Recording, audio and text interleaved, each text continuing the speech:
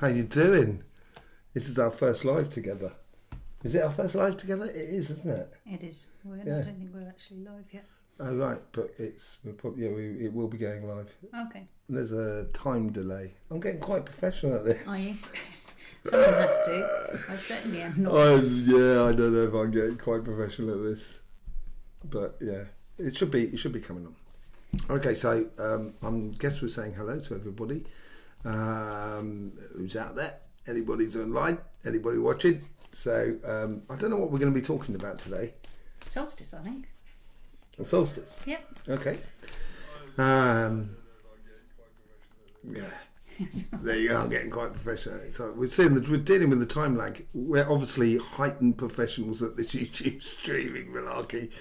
So yeah, what we're going to say. I was going to say, I don't know if you've seen any of the energy videos that we've been doing, the sort of energy healing and stuff like that.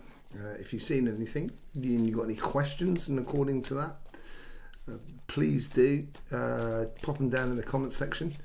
You're concentrating on that side. I can see them for the first time, which is quite nice. Yeah. And you get the questions live, so there'll be no time lag. People can ask questions precisely and get feedback straight away. Yeah, I've just realised I think it's on there as well. But anyway, so yeah, if you've got any questions, do sort of like pop them in the and that's on any aspect of energy. Yeah, exactly. Could be anything. Not just solstice energies today. Could be anything. Do you know what I'm going to pull? I'm going to pull some cards just to get us rocking and rolling. Are you? Yes. What, on the solstice? On the solstice. I was going to put it for the collective because I had the idea of, I've been talking about the common sense revolution. For some time. Yeah, and it's been 2 years since I've had it on this channel, and sort of saying, you've got to be ready for it. And I think this is going to happen in multitudes of different sort of areas. It's not just on the sort of like, the political scene or the social scene and everything like that. I also think it's going to be happening on a spiritual scene. Okay. I think it's going to make a lot of things. So I'm going to pull sort of 3 cards on for the relationship side or the emotional side to see what's going on, what can come out of this sort of scenario. Wow. What was the Earth message this morning through the solstice? Step into the light. Step into the light. Yeah, and the thing of the weekend was what was it? The energy update was be the miracle you wish to be. That's right. Yeah. So first card we get. Look at that. Get the 8 of Swords. I think because just seeing what the other 2 cards here, because I've got a bit of an advantage because I can see them and you can't. So the second card out was the the King of Wands, and then we get the 6 of Wands. And this is on the emotional sort of side of life. I think personally, what's happening here is we are breaking free from the old chains of the past. Step out into the light. Really, and when I mean step out into the light, I don't mean and take back the power of the situation. Take back control over your immediate environment. And I don't mean sort of like, I almost want to say common sense evolution rather than revolution. Do you know what I mean? Take the R out of it, and you got something. Yeah. And we can get some really good victories out of it. I think this is also a good victory for everybody because it's going to make a lot of sense. If we look into the spiritual world, you can find so many contradictions in a way. I've been giving conferences and stuff like that, and working within the spiritual world for the last 30 odd years, and some things just keep coming back up. The same old stories just sort of coming back out. So I said, I know how this one goes, sort of scenario. And I think this is where I think we'll get a lot of clarity in a lot of things. But it will help a huge amount of things that we kind of think at the moment might kind of think, it's a bit too sort of like up in the air. Do you think that we are going to evolve further than we've evolved before? Do you think this is an opportunity? Yeah, I think it's a great opportunity, especially with the pole shift energy. So it could propel us into a different paradigm. Yeah, I'm a very optimistic person, really, but I'm also pretty common sense. So it's more sort of like I think there's a possibility that we could, with the we either throw out all the technology and get rid of that and go back to living with nature totally, which is great. I don't have a problem with that personally. But we could also understand our true sense of our energy, where we can combine that with technology. I've noticed these days at the moment, we were talking about it the other day, it was on the air fryer. It started, didn't it? This is high level energy stuff, right? What, an air fryer? Exactly. We were on the air fryer, and I wanted to press the button, and before I even got to the button, it went ding. And I've noticed this a lot on my phone. And why is it a phone? Like, I've got a phone here, yeah. And so if I use a spoon, I can't actually.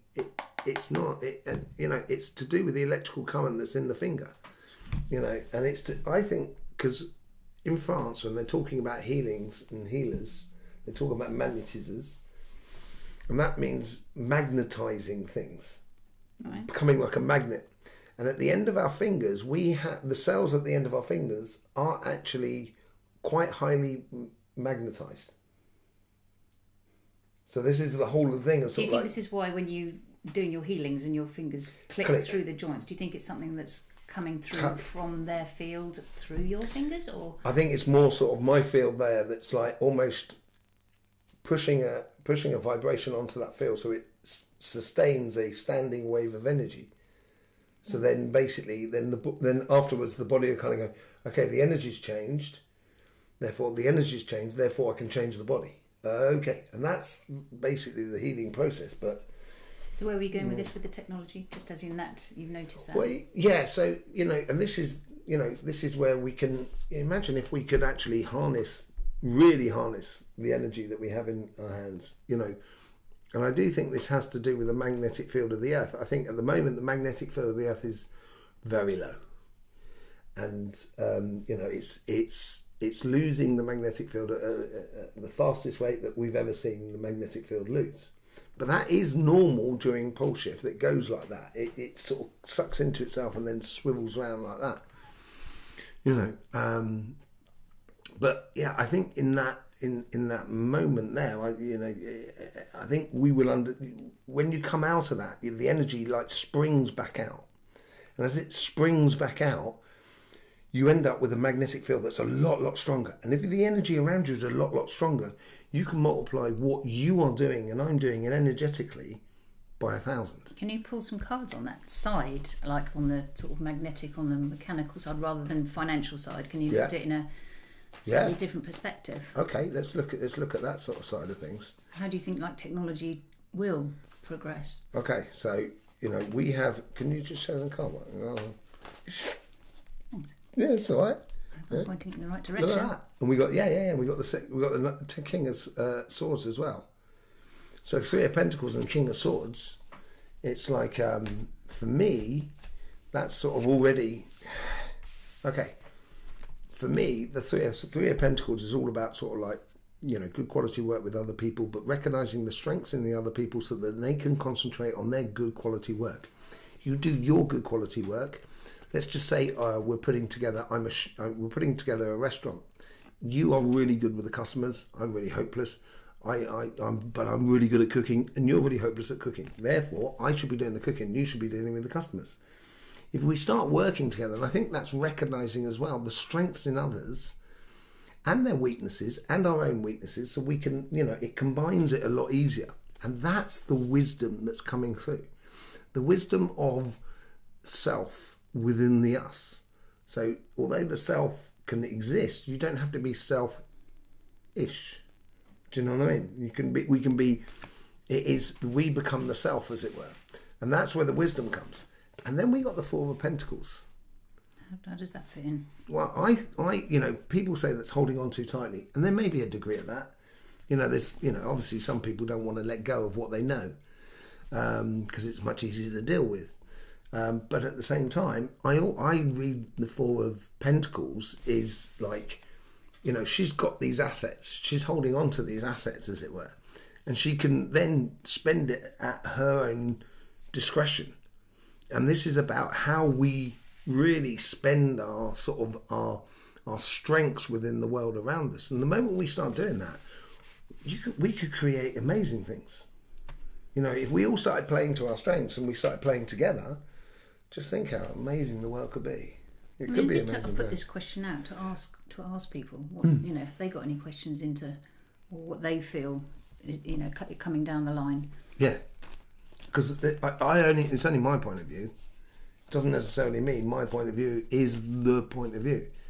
You know, over the last 30 odd years, I've had major ideas. This is like with the intuition, and I had like you know, on the 2003, 2004, whatever it was, on my birthday, I was working at renovating a house, and this song kept coming back, and I realised there was going to be some sort of major event. And then we had, on the Boxing Day, we had the tsunami that happened, and you know, that's only my one point of view, but I have had other ideas that just did not come to fruition at all, you know. And I recognise that you know, we're all a bit limited in what we got, and the more views we get, the better it is. I do that in the workshops as well, don't I? Yeah. You know, because we do exercises together, but you can't see the other people doing the exercises, and when we reveal what everyone has done, everyone is surprised that they're very similar, that everyone's doing a similar thing. And you know, I think that proves the power of coming together. But your dream from however many years ago to when we started writing the book, that has evolved and unfolded, hasn't it? Yeah. Many things, especially in the technology that you'd seen a long time ago. Yeah, I wrote that book. It was definitely before the summer of 2008 that I had the dream. 1998. So it was around about 1997, I think. And then I woke up and I wrote 4 pages of A4. And then from that 4 pages, I then sort of expanded each little idea. And before you know it, I'd written a book on a computer. And the moment I finished writing the book, the computer blew up and I lost the book. And it's quite mad. And I was talking about sort of... Was it Mercury retrograde? It's very well possible, yeah. I you know, at that stage there, and it was in 98, 99, I guess, when I finished, I'd already, you know, people in my book, people were communicating with something called an iPhone, which is an iPhone. And this was in 1998, and iPhones didn't turn up till 2006. Yeah. You know, so... and what about the Google Glass? Or the Google Glass, yeah. It had the glass where... This is in... So you dreamt about that, didn't you? Yeah, the whole thing sort of came from that. Obviously, it's a dream. So it was like... You know, like in dreams, you get snippets of film in a way, and then you make up, like, you sort of see the film. So I'd have snippets of technology. I'd see other snippets of people getting really annoyed with certain presidents and so forth. It was very, very interesting. So yeah, I had the Google Glass and the idea that you can look at the internet through one glass but still see the world around you. And that is now a thing, isn't it? The Apple Vision, it's... Yeah, 26 years later. That's quite amazing. You know, and there's loads of things. I've had this list that I've just been gradually ticking off. That's why we wanted to get the book out, wasn't it? Because things were happening too fast, and no one would have believed it was your dream. And there was loads of other stuff in that as well. Yeah, very interesting. But yeah, no, we and then you know, that was all to do with pole shift and stuff like that, which I thought was really interesting.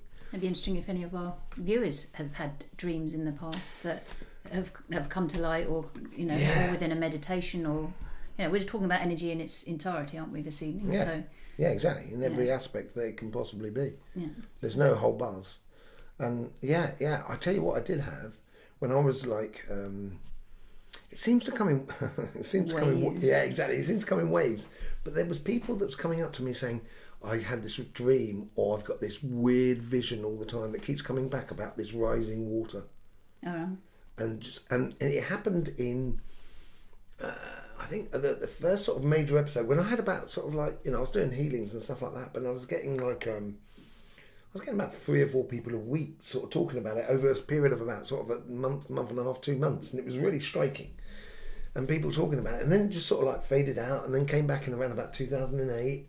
And everything like that, and it was like, it was very strange. And I was wondering if anyone else has, because someone spoke to me about it. I've had 2 or 3 people speak to me about it over the last month or so. So you know, about that sort of ideas, and them getting visions as well about it. So I was wondering, you know, have you got any ideas? It'd be nice to hear, you know, all ideas are good. It'd be great if we could get some questions in about that'd be the great. energies, or anyone who's there wants to say hi. You have Tom at your fingertips to ask any questions whatsoever. So I can field all the questions, and he can say hello. If not, I'll just rab it on, won't I? Indeed, you will. I know, that's terrible. Yeah. Oh, how did you? Yeah, you came down to Solstice with me earlier on. If you haven't seen the Solstice energy update, it was. We were back to basics when it came down to sort of like our technology that we had with us. We were really important to get down there, but it was really good. And you had some major sort of sensations down there, not just this time, but also in past times. Yeah, I think today, as you'd picked up, we were standing on the female line, weren't we? Yeah. And we felt it in the sacral area, which was a bit unusual, wasn't it? And then as the energy came through, as the wave came through, it did rise up quite rapidly, didn't it? Through the body. You literally felt it just going. Whoa, yeah. Whoa. Yeah, it was very strong. It was in a good way. Totally. It felt like champagne. You got overexcited as always when you experienced the solstice. I love energy live. It's nice to feel it. Yeah, you do. It's like stroking a dog when you feel energy. It's like it's like you're stroking the earth, sort of saying, like I would do with Cody and stuff like that. I feel it is like that. When did you first experience your first solstice? As in like that? I mean, you've obviously been to Stonehenge. Is it any different there? I had some friends down Stonehenge as well. That was there today. Sim, Ben, lovely. Is it different there to anywhere else, or if you're standing on a different line, is it different? I mean, we were on a small line in a small churchyard, but I got to be honest with you. I think I preferred it down the church. Really? Yeah, simply because there's so many people at Stonehenge. There's so many things going on, and yes, it's a great experience.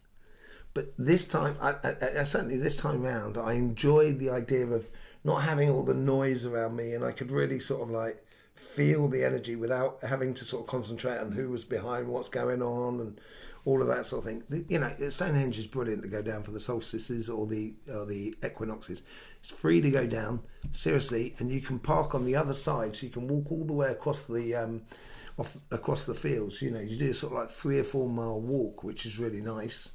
And usually it's early in the morning before the sun's up, and it's a lovely adventure. And then you go down there, and and then you celebrate with everybody else. It's really good. It is really nice, but it's not the same.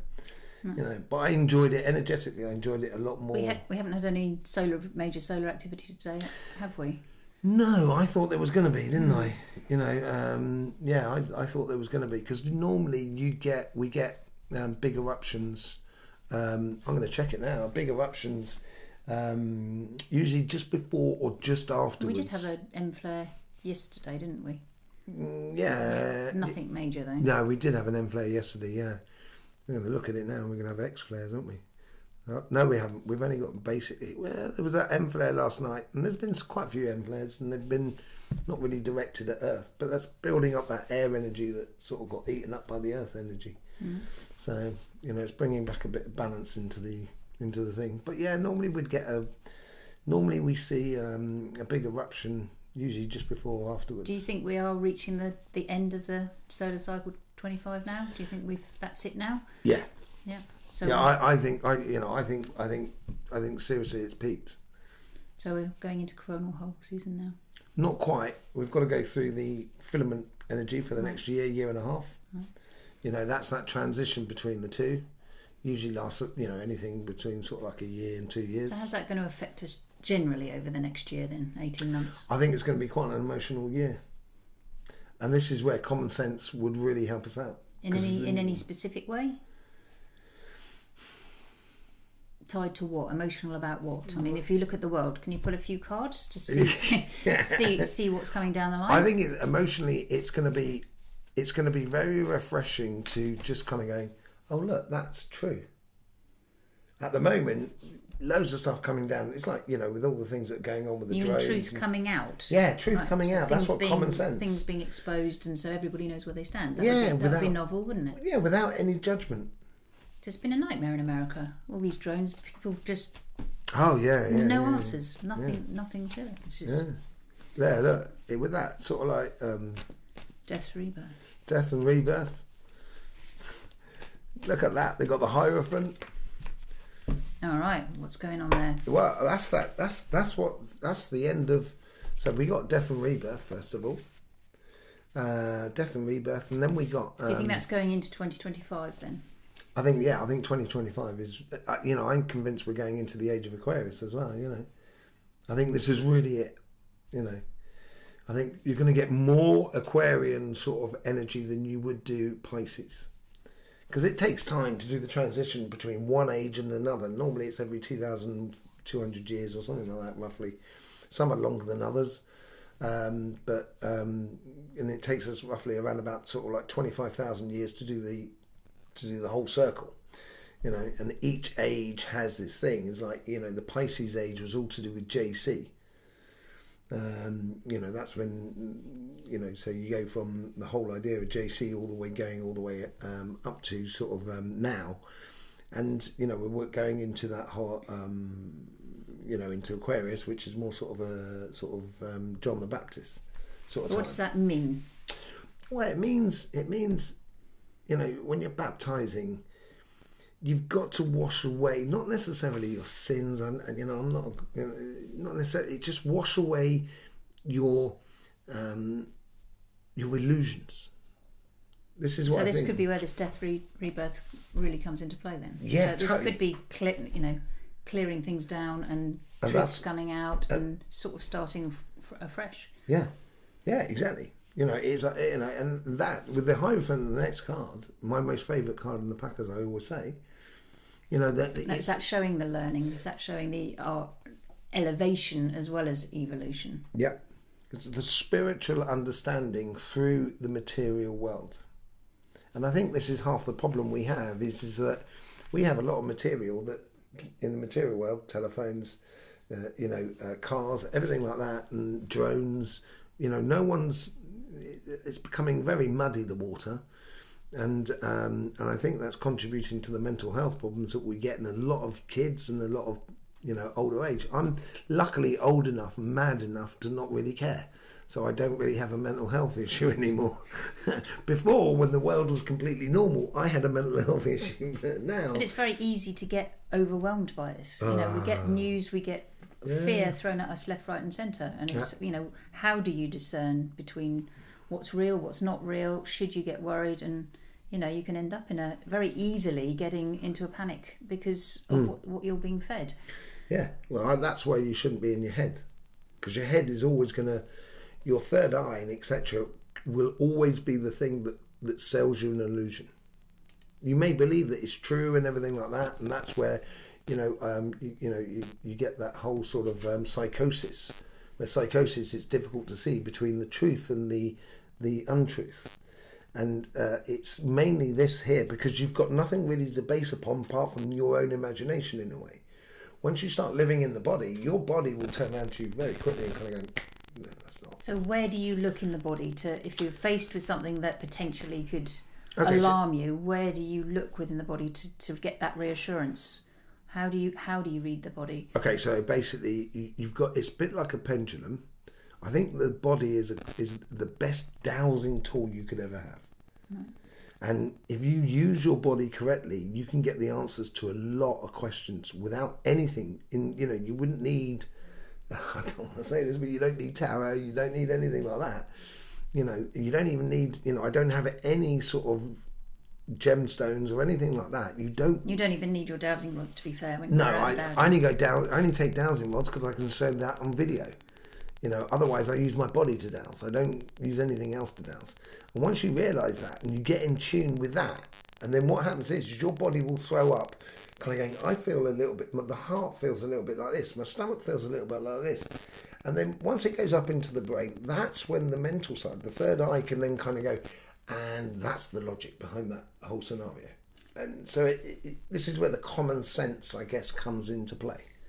And then the brain can make a sensible decision about it. So if it's got the first feeling on it, then the brain can be a little bit more rational about it. Because I think if the brain reacts first, then it can set the body into alarm, and then it's a bit of a vicious circle and can cause that anxiety. I think that's what that spiritual thing is. We're understanding that, you know, there's steps that we need to take in order to get to that star, to get to the good stuff. And in order to do that, some things have to be dead, done and dusted with the ten of swords. I think what is going to be a little bit I think what's going to find it hard is the artistic side of life, bizarrely enough. What do you mean by that? Because I think artists, in a time of common sense, I think artists will have problems because you're dealing with illusions and surreal part of life. You know, which is great and it's fantastic, and yes, you should explore it and everything like that, but it should remain in the section of art. Unfortunately, what we've done is we've transformed it into the section of knowing and spiritual belief and you know, financial ways of doing things and stuff like that, where I think we need to sort of separate a little bit the two worlds, a little bit like how we separate the mind and the body. You know, I really do keep the two things completely. I try to keep the two things separate. You know, the moment you put emotions in your brain, man, it's like a tinderbox, isn't it? You know what I mean? You all fly off the end at some point.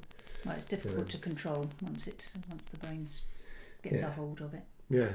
So I think there's a case here that a lot of things we're going to be letting go of because we can allow the truth to come through. I think that's what's going to be collectively, and the only way it can come through is actually if we do it ourselves. So sort of being prepared, is there any sort of way one can prepare oneself to live like that, to not, you know, not be, not blinkered, but not to be taken in or distracted by what's effectively white noise around you? That's, now, how do you keep that path and stay not taken in by it? Yeah, obviously, if you know, if I was, say, like if you had like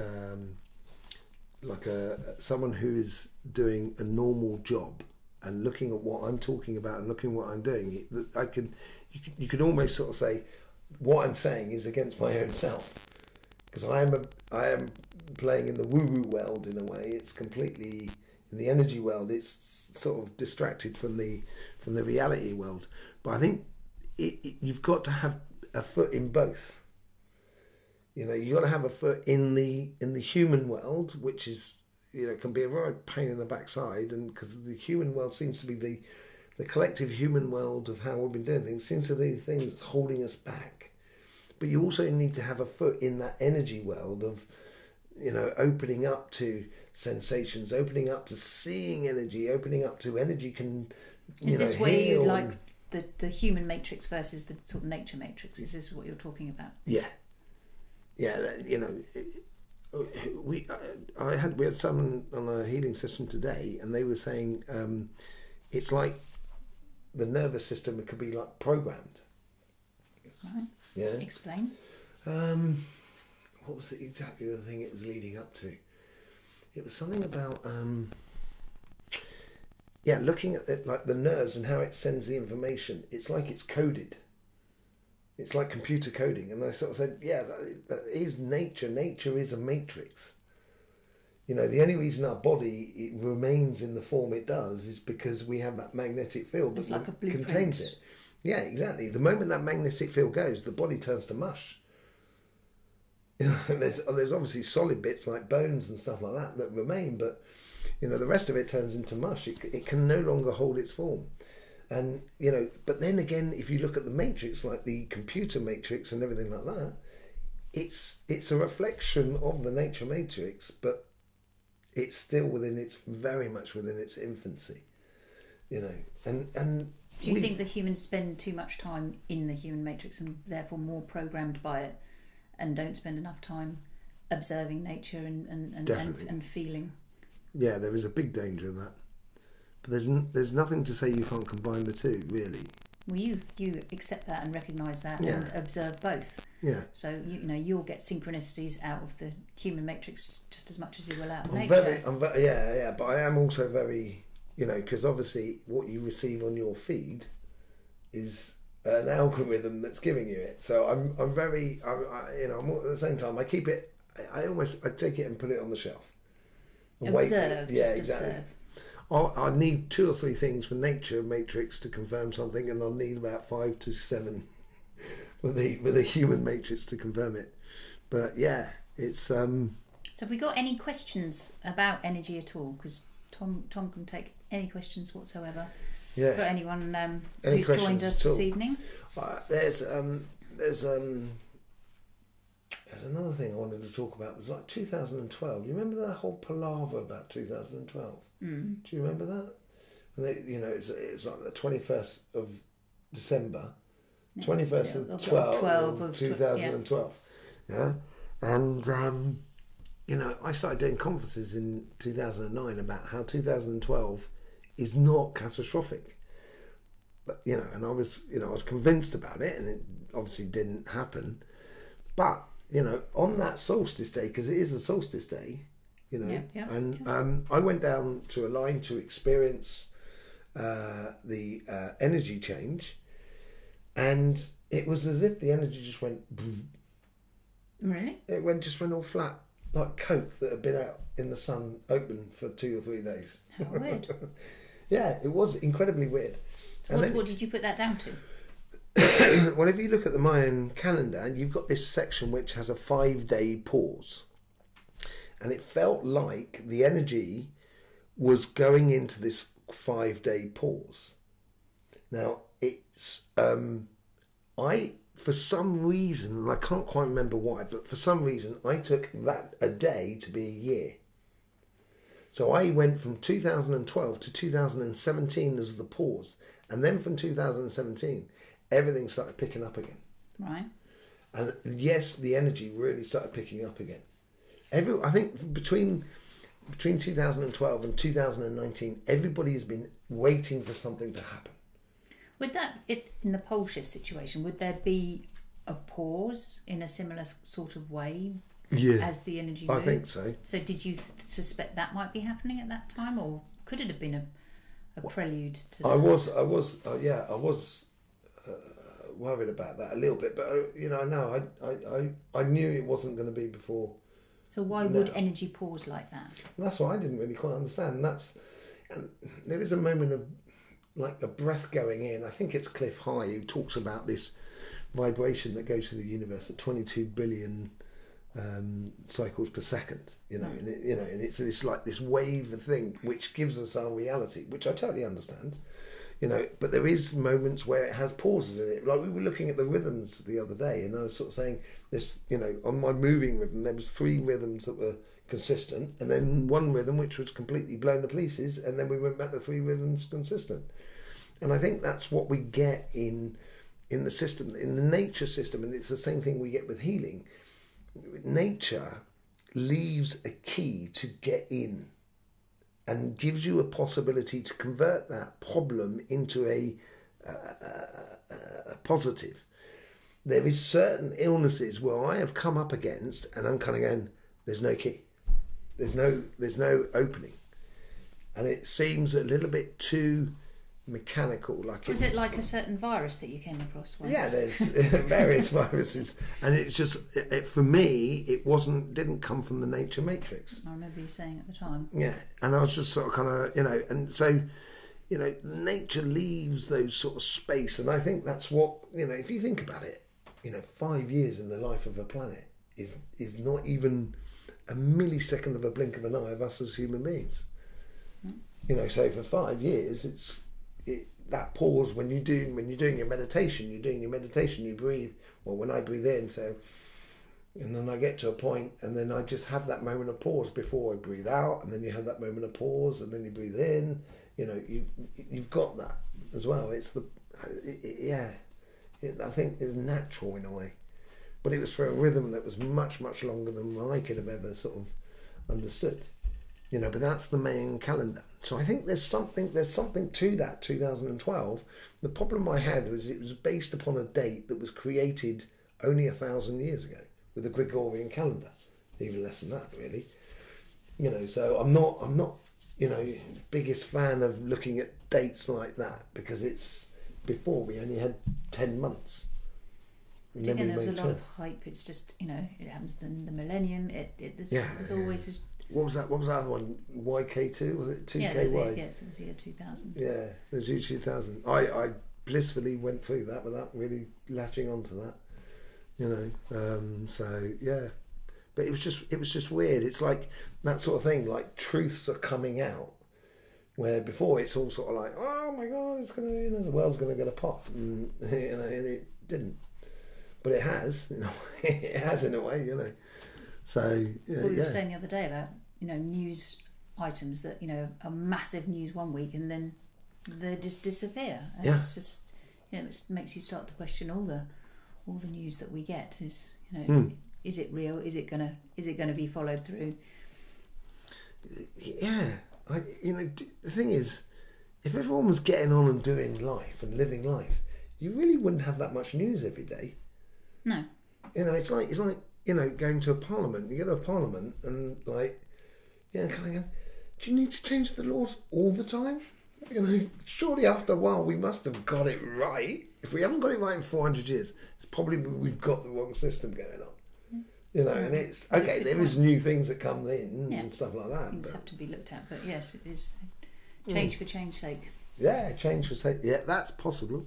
That's possible. But you know, it's I think the here is. I don't think people will be interested in the change. They'll be interested in the concrete, the foundation, and that's where, unfortunately, when you get into the concrete, you can lose the artistic side of things a little bit, and that's, you know, that's the biggest downside I could see for anything to do with that side. But I think there's a lot of sort of understanding and stuff like that comes through it, and I think understanding us as electrical magnetic beings, you know, I think that's going to be the biggest. Do you think that more people will understand? Because I see a lot of YouTube videos that are saying that there's going to be more people able to heal, that the veil is thinning, and you know, more people will be not only interested, but they've just telepathy, all kinds of things are sort of coming to the surface. Do you think that is correct? Do you see the veil thinning? Do you see more people that you deal with? You know, sometimes clients, you know, you can see whether people can see energy. So are you seeing more people with that ability? Yeah, I think so.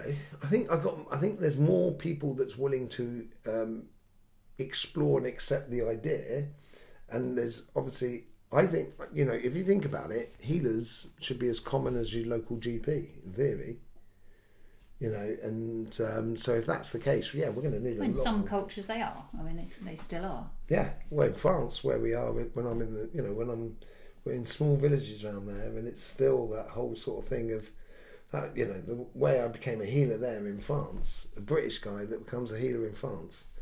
And I never spoke French before, and it was complicated. It was weird, yeah. But the whole thing, it seemed like it was as if I was like the villagers kind of going and okay, you're the one that's going to look after us. And you know, so people just turning up, and it was brilliant. It was absolutely brilliant, you know, and it still is great. I still do it, so you know, and I see a lot of people down there. But yeah, I think we'll go. But wouldn't it be great if more people could? Yeah. Oh no, I think more people. I think everybody can. I started this out sort of kind of going. I started doing this because I'm originally from London. I'm a London boy. That's what I am, really. And my essence is that. So you know, any sort of this woo stuff, it'd be, you know, as a kid, what are you on about? Oh blimey, he's nuts. He is, you know, that sort of thing. And I wanted it. My sort of like goal, as it were, was to make it as normal for people to come and see me as it would to go to Tesco's, to go to a supermarket or Sainsbury's or whatever it is to go to. You know, it should be a normal thing, and I just wanted to normalise it. You know, that's what I wanted to do. So I couldn't go off into the you know, I've done many things, you know, in the spiritual front. I've done loads of stuff, shamanistic sort of stuff and everything like that. I've really enjoyed my life exploring energy, you know, and some of it is completely fantastical. That, you know, if you brought that up in the normal space, everyone would be looking at you as if saying, "Oh my God, really? You're talking about that? We got one here," you know. And it's more of a case of, you know, for me, it was so matter of fact. But you would have never shied away from being who you are. You would talk about this to anybody, anywhere. Yeah. Where have you been best received? Do you think France is a lot easier than in the UK, for example? I think it's completely different, yeah. In France, it's normalised a lot more than it is in the UK. In the UK, it rests almost like, I wouldn't say a fad, but it's certainly like... Certain people do, certain people don't. Yeah, exactly. You were talking about, you know, not within Polish communities that you'd heard about. Yeah, you know. that was very normalised. And even in London, they would have somebody local that they would go to in preference to going to a GP. Yeah, that everybody in that community would go and see. And that's the thing is, and that is it. I'm hopeless with names, as you well know, June. So I'm very, very privileged that you remember my name. Yeah, I'm hopeless with names, and I was seeing people in France. Everybody knows me, but I don't really know everybody else. And people will be talking to me, kind of going, "Oh wow!" And they'll be talking about their brother or their sister or their auntie, and then they're kind of, "Oh wow!" And then I'll be meeting someone in another 2 or 3 weeks, and that is their auntie. But I treat people as they come through the door. I don't associate people, and I end up sort of kind of you're in this privileged position. It's a bit like a priest when you give confession. You know, I don't get involved in people's struggles. But don't you say that after a client, you don't necessarily hold all that information with? Obviously, you see a lot of people. Yeah. But the minute you reconnect with them, you have the whole story. So that is like stored within the aura. So I don't look at memory in the same way. If you're going to try and store all your memory in your brain, forget it. It's like trying to store Google on your computer. It's not going to happen. But if you could store it in the electromagnetic field that is around you, that gives you a bit like zip files, that you kind of, the moment I get, and I go into a sort of, it's like you go into the alpha, or was it the alpha delta, is it? Whatever, the brain frequency where, you know, you go into theta, I think actually. Yeah, probably. But you know, you go into that sort of zone, as it were. The moment you're in that sort of zone, you have access to those files. So unless you're connected to your own cloud, you can't have access to the files. So sometimes I'm meeting people in the street and they're kind of go, "Hi Tom, how you doing?" "Oh yeah, about this, that and the other." And I'll be just standing there kind of going, "I can't remember any of it. I just can't remember." It's something, and I did start kind of going, "Okay, wait a second." And I put myself back in the mode in the middle of the street, you know, and kind of going, "Okay, I understand everything you're saying now. Right, yeah, what's the problem?" Is that why, just going back to one of the videos we've done recently on traumas, so if memory is stored in the aura, then you were saying about trauma, you know, you see trauma very, very specifically as like an intricate, like a shield or a plate or plate in the aura. Is that memory then consolidated in a very dense way? Is it just a bit of memory that's been embedded in a very particular way? Is that right? How does it, if the aura is the storage area? Okay, those plates are very, very specific and deep traumas. Right. So they're not, it's not like just an everyday. It's not an everyday trauma. Being kind of bullied like, at school or. Well, no, well that's that can be quite you know those sort of things. So like if your dog got ill, and and if Cody got ill, which he's been, if Cody got ill but he got out of that, that's a mini trauma in your life. You know what I mean? Yeah. That can contribute to it, and so you don't really see that like that. But with those plates, it's almost like an app. The moment you touch on that app, you open up everything that goes along associated with it. And what it does is, as it's on the edge of your aura, it's like a magnet that actually attracts those problems, those traumas, the problems associated with the trauma. So if you've got, say, like, so if you are, if you've grown up in a family that's got alcoholic abuse or physical abuse, you know, God forbid. Although I'm not allowed to say God, am I? No. We got one of our. Okay. We got one of our. Okay, don't. Back to the magnet. Okay. Right, back to the magnet. Yeah. So, you know, with that magnet, so if you grew up in that sort of environment, especially within females, because females they carry problems, but they don't tend to transmit the problems. Right. It's males that transmits the sort of propagates. So is that what you were saying? It's like it is a frequency, and that frequency attracts a similar frequency. Yeah, exactly. So people who tend to, you know, when we say, you know, hurt people. You know, when you talk like that, but also at the same time, you've got this whole idea that, you know, people who within someone, they may not be involved in alcohol at all, but they may be attracted to someone who is involved in alcohol. And, you know, it could go south very quickly, and then that relationship ends, but then the next relationship will have the similar characteristics. And that comes, yeah.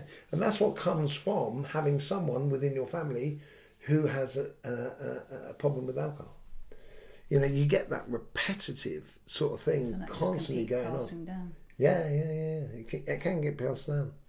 But, you know, the trauma that you carry within your body is a lifetime trauma. It's not like a transgenerational trauma. Right. You know, and I don't think we carry transgenerational traumas in a certain... Okay, so that's another thing. We do and we don't. You know, because normally, say, like, if you've got a family that's set up there's a lot of alcohol going on in that family, that is a family presented to everybody in the universe sort of saying, if you wish to experience something about alcohol, this family here, you need to be born into this family here. Do you understand what I mean? So if you get rid of the transgenerational, you're not going to learn about the problems with alcohol. Once we've learned all the problems, we don't have to have any of that sort of stuff anyway. And I think this is what we're coming to. Well, that's what you said about the karma, that you've seen the karma change. And does that come into maybe this point of evolution then? Yeah, definitely. On a much, much bigger scale. If you look at mine and your karmas, we've got the old dog-eared old version. You know, we've got the 1.0 version. Yeah, we got Windows. Right. What was it called? 15 XP. or XP. Yeah, we got Windows XP, and these new kids are born with. So you see different karmic.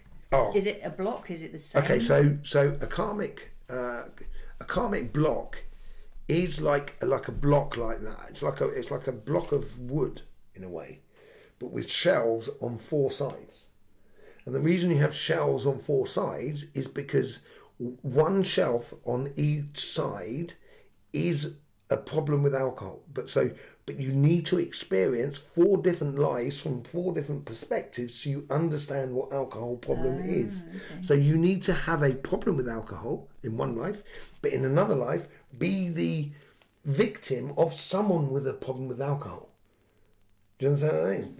So then you eventually fill up all sides, but then you've got lots of shelves. So what does the new karmic? Is it a block? No, not really. No, it looks more like a lava lamp. Right. Yeah. So you get the same principle of learning, but because it's in like a lava lamp, it's very much learning now, and it's almost instantaneous karma learning. So what about the Akashic Library then? If all the human experience has been done, then what happens to the Akashic Library? You compress it down into a zip file. Basically, that's what, as far as I understand. So the new karma, where does that get stored? If it's not new information, it's not new experience, it's in the moment. How does that work? Where does it go? It is stored within that lava lamp. But there's no bigger library where that information. Yeah, you can go up there and store it because it's plasma at the end of the day, And it's like, it's, you know, the block itself is not a piece of wood, it's made up of energy. So, you know. But you explained to me with the old karmic block that it's, you know, when you pass on, that it's almost like a USB key that you take up and plug it into the Akashic library. Yeah, you download your book.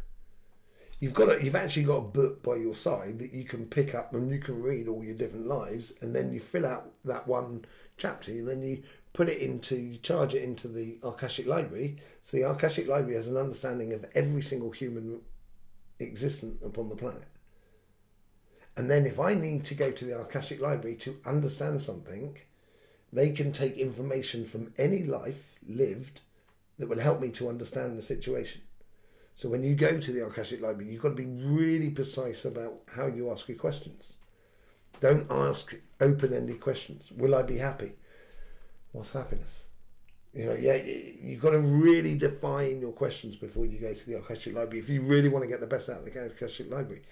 So, and you get sections of the Akashic library which move on. Right. Because their understanding is, you know, we don't keep, in one library, you're not going to keep every single example of every single book. So like the Aboriginal users. Yeah, I said like the, you know, Australian Aboriginals, it's like their knowledge is amazing, but the world is no longer adapted to the knowledge they have, you know, and they're going, you know, that section of the library is going on to a place where that knowledge will be essential to a new planet where we're learning about, you know, the nature matrix more than anything else, you know, and our ultimate connection to everything. And it's, you know, I had to say goodbye to a few friends and everything like that, but it's fine. You know, I'll see them again. So yeah, that's the Akashic library is a bit like that. So the new karmic block is a bit like a lava lamp, but I think it's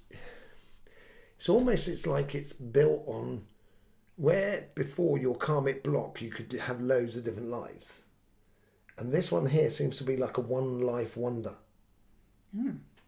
Now that reminds me a little bit of like Total Recall in a way. It's almost as if like Earth is becoming a holiday camp that you can go and you can take that one life experience. Oh, that's an interesting thought. Yeah.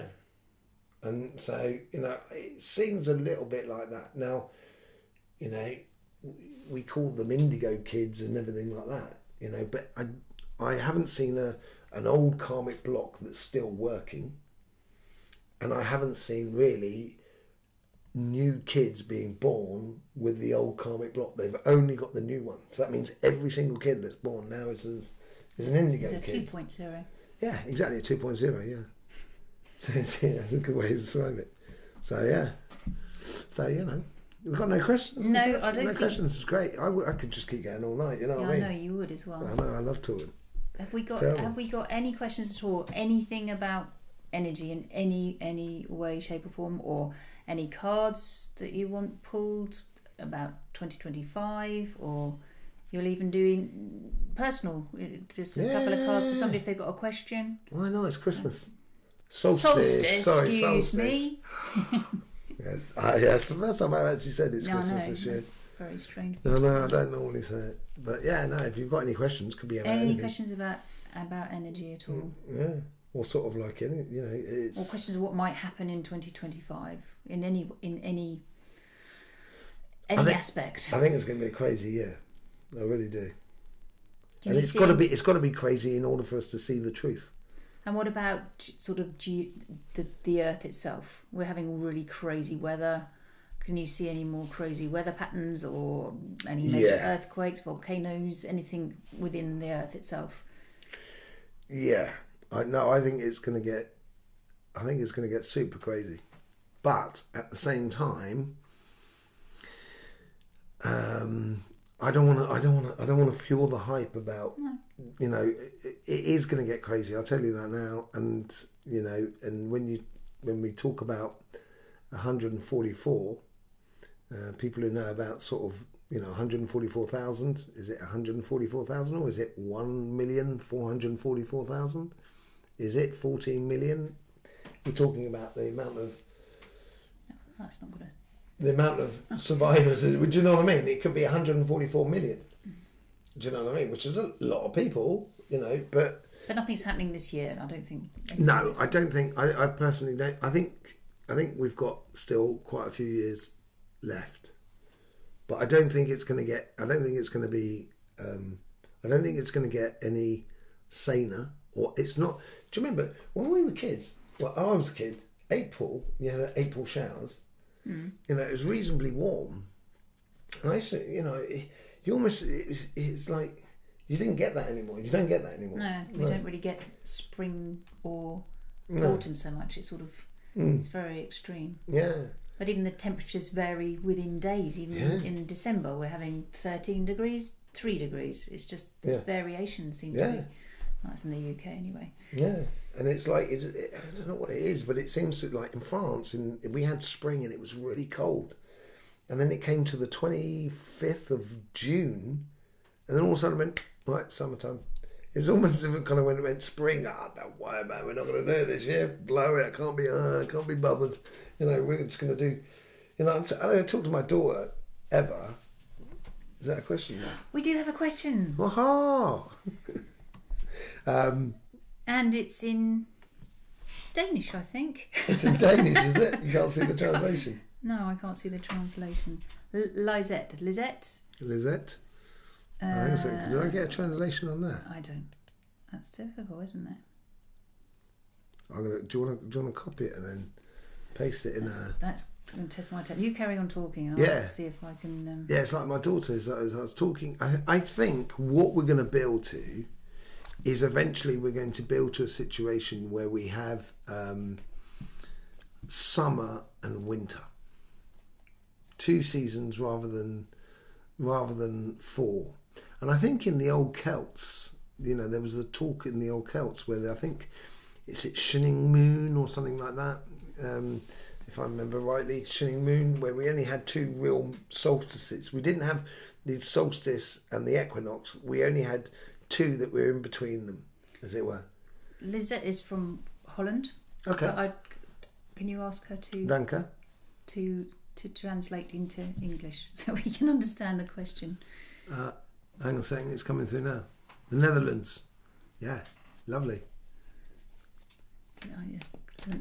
I don't know what your question is, unfortunately. You don't speak Dutch. I don't speak Dutch. Can't you tune into the Akashic Library and just get a download? Get a download on Dutch. That's very much the Matrix, isn't it? You know. Although I said to my teacher I'd never need French. I walked out of school saying, no, don't worry about it. I don't need French. No, and look at so what happened? And I learned quite quickly, to be honest. It took me a few years. And I'm sure I could learn it, but yes. Yeah, I can't translate that. You can't copy it? I can't pick it up. You can't copy it? No. Oh, right, okay. Let me see if I can do it here. No, I can't copy it there either. Unfortunately. Oh, hang on, here we go. If you can put it in Google and copy it and translate it for us, Lisette, that'd be absolutely lovely. So I said to Eva that, you know, my daughter, that, you know, we're going to, you know, I think we're only going to have 2 seasons. And she's going to, I don't want that, you know. So that, being prepared for all of that stuff is knowing that we're not in control. We seem to think that we can control a planet, and that is fullness. Fullness comes before the destruction. We have translation. Okay. Can the energy provide more peace in the world? Can the energy provide more peace? I think most definitely. I don't think this is it. I don't think energy has an agenda. So I don't think energy sort of says, the energy sort of almost sort of says, if this is what you want to experience, I will give you the energy to do that. And that could be destructive. I spoke to my eldest son, Leo, when he was 14, and we were sitting outside watching the stars. This is going to sort of answer your question, I think.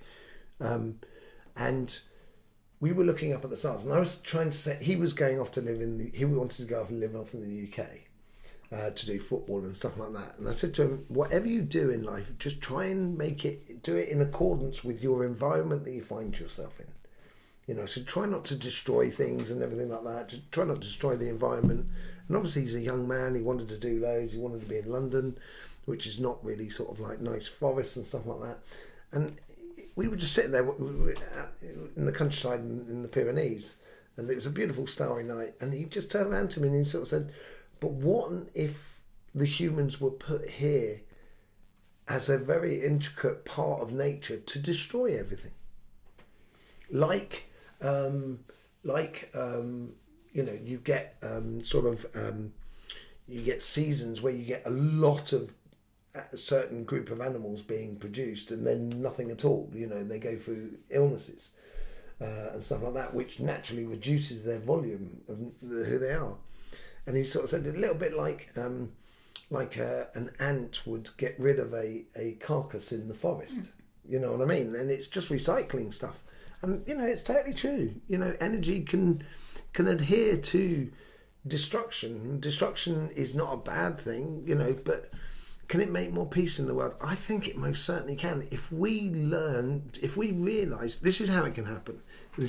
Okay. In 2025, should it specify? In 2025, yeah, I think it can. I really think this is one of the truths that's going to come out.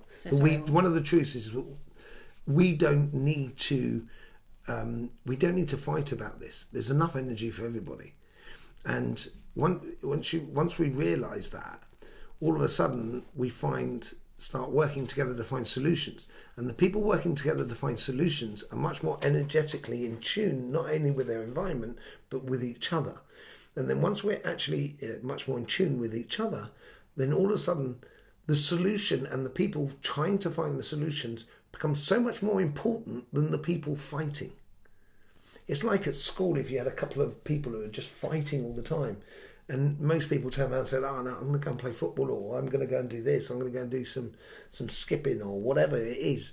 All of a sudden, what is really happening is just two young people having a fight in the corner of a school somewhere. They get bored of it. Everyone else gets bored of it, and then when they finally finish, they come over and they want to play with everybody else. And everyone else is going, oh right, okay, you finished fighting. You're not going to fight with us, because if you do, we're just going to walk away. And that's what Do you feel the balance is shifting towards more, the collective being more so like that? Yeah, I think people are getting much more sort of engaged with energy, much more the idea of kind of saying, actually, it's not just this fantastical thing that's out of my control, and you need spiritual mastery to be an energetic person. That's one of the truths that need to come out.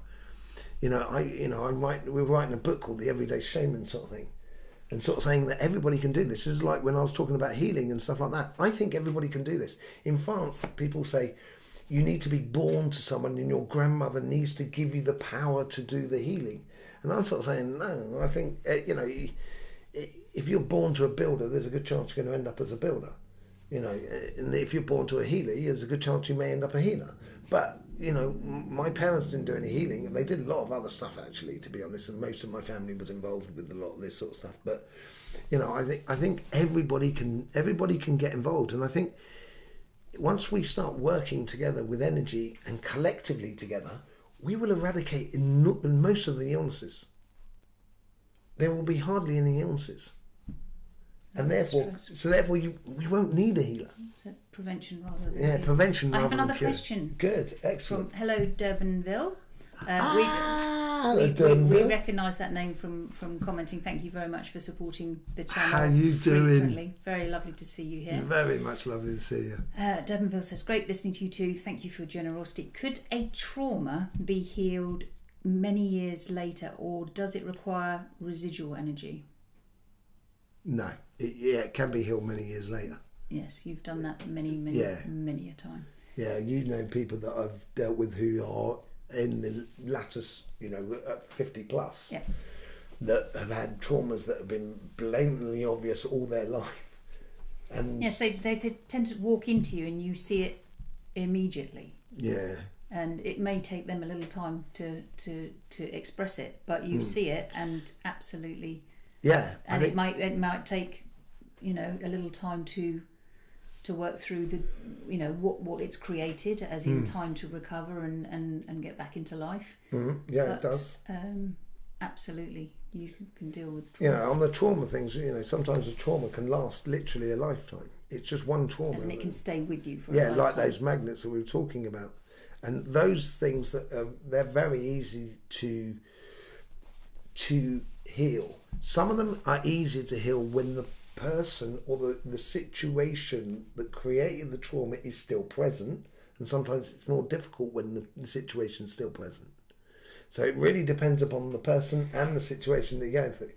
You know, so it's not just every time kind of going, yeah, no matter what, you know, no matter what age, you know, you've got to take into account everything that's involved, you know. So if that person, say like if you've got a trauma because you didn't say goodbye to your mum or your dad, you know, on their way upstairs, as it were, because that can create a major trauma for people, in which we call sort of mourning, you know. But and it's difficult to heal those sort of things, you know. It's difficult to heal those sort of things. Sometimes it can get very emotional. Well, but often when you're doing healings, you know, maybe that person, that deceased person, can come back, and the conversation can happen, and the healing can happen right there. Okay, yeah, that is so true. That's not something that's unusual. Tom is a little bit of a spirit magnet. Are you not? I sometimes collect. I should pass them up by the busloads at times. Yeah, I've seen you do that. They will come in. They see you as a way through. Sometimes if they get caught, they see you as a way. I used to sneak off as a kid when I was in London. I used to go to this church that was a corrugated iron church. They used to do tin church. Yeah, tin church that's doing you know, clairvoyance and spiritual practicing and stuff like that. When I was only, I must have, you know, because I was living down that road there, so I must have been about 10, 11 when I was doing that. You know, because I was saying to my mum, I'm going to go and see a friend, and, you know, I went down there. It's quite mad. You know, so I did a lot of stuff when I was a kid as well. It was really weird. So I'm all right, you know, and I do see a lot of spirits and stuff like that. I don't call spirits. That's not what I do at all. No. They just turn up. And, you know, yeah. So 5 times out of 10, I won't get any spirits at all. I'll just be dealing with the person. But it's not necessary back to Durbanville as far as trauma is concerned. Durbanville. Yeah, it's not necessarily a way of healing the trauma. You tend to remove the magnet or whatever, and then what's the normal sort of recovery time post that? It can be instantaneous. And it depends on the trauma. And some traumas, it can take people a year and a half to get back up on their feet. You know. And that, because as you've explained it to me, sometimes life can stop in a certain way. You've explained it like being behind a shop window and not being able to fully engage, you know, in a severe situation. Yeah. So, you know, you've got to go out and almost relive that bit of life that you might have missed out on, like a child again or whatever. And take that time to relearn everything. Yeah. You're very welcome, Lizette, as well. Thank you for your question. Yeah, thank you very much for your question. I do think energy can bring peace. I work on it every day, you know. But within my local environment, if everybody worked on their own local environment, just working on your life, making sure there's peace within you, peace around you. I think we've got a massive chance, a really massive chance. And as for Durban, you know, traumas. The first step of healing trauma is the want to heal yourself. You know, you've got a desire to get rid of something that you notice that is recurring or re-recurring within your life that's tied to a trauma. What did you mean by residual energy? It's just looking back at the question, said, or does it require residual energy? I want to clarify what that means. Does that mean? I'm wondering whether that. I'll let Durban say. You know what I mean? Because obviously I wouldn't want to sort of put words in mouths, as it were, and stuff like that. But residual. I could imagine, if I'm not mistaken, I think it's sort of like. Existing, as if it's like, you know, within your body, or this person needs to be there and stuff like that. Maybe, you know, you might well be able to tell me. I hope it's lovely down in the south. By the way, you got the southern hemisphere the solstice for the southern hemisphere, the That's energy. got to be the longest day, isn't it, in the southern hemisphere? So they've gone into the summer, and I wish I was there. you've gone into the energy down in the southern hemisphere of the Earth is the strongest it will be for the year. You know, so enjoy it. You know. Don't think we've got any more questions. Any more questions? No. No. How long have we been talking? An hour? I don't know. Probably too long. Yes. Yes, over an I could hour. go. Yeah, we could go for days. It'd be brilliant. You know, I could anyway. Enjoy We it. do talk a lot, do we not? Anyway, I tell you what. Let's just just to say goodbye. We'll put a few cards for for the Astroflower family. And for the solstice for 2025, or just for what? Okay, for 2025, the solstice. We got that for the 2025. Looking for peace.